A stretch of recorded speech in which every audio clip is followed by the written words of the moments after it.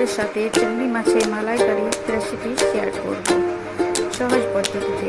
First time লাগছে চিংড়ি মাছ, গরম মশলা গুঁড়া, কাশ্মীরি লঙ্কা, তেজপাতা, আদা পেস্ট, নুন, হলুদ, লঙ্কা গুঁড়া, জিরা গুঁড়া, ঘি, পেঁয়াজ পেস্ট, নারকেলের দুধ আর টক দই। এই সামান্য উপকরণ দিয়ে আজকে চিংড়ি মাছের মালাইকারি সহজ পদ্ধতিতে দেখাবো।